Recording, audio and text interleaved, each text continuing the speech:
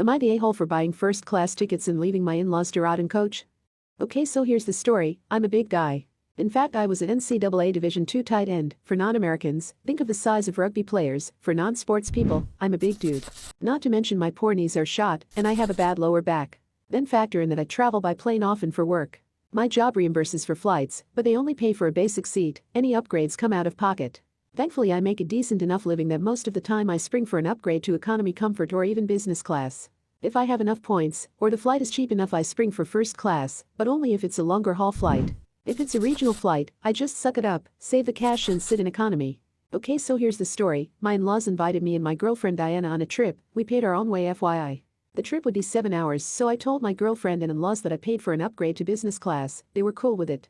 But in reality, I had something else cooking. Diana has never flown first class, and as a special surprise for her, I upgraded our seats to first class and would tell her at the airport. So for all the reasons I listed above and for Diana, I got us upgraded to first. I was so freaking excited to see her reaction I could barely hold it in. So we get to the airport and when the first class passengers are called, I looked at my girlfriend and told her let's go. She said they didn't call our cabin yet, and I told her to look closer at her boarding pass. She looks into stunned. Father-in-law just laughs and shakes his head. Mother-in-law is stunned but doesn't look happy. Long story short, we had a ball in first class. She loved it and thanked me again and again. She only said to tell her in advance next time, so that she can dress more baggy. We get off the plane, and mother-in-law is angry at me. She said how could you leave father-in-law and her to rot and coach while we live it up in first. To be fair, father-in-law didn't really care. He said he slept the whole way. He then told mother-in-law that he'd have left us too if he had the money. Mother-in-law said we should all go first together or not at all, that it isn't really fair or a good look to have two parties be in different classes like that.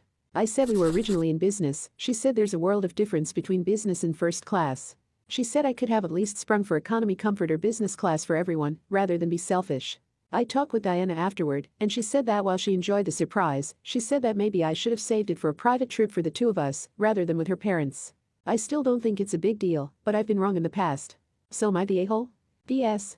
Mother-in-law is usually a nice person. I just think that this just set her off. So what do you think about this episode of Totally Reddit? Let us know in the comments below, and while you're at it, subscribe, follow, and check out another one of our Totally Reddit stories.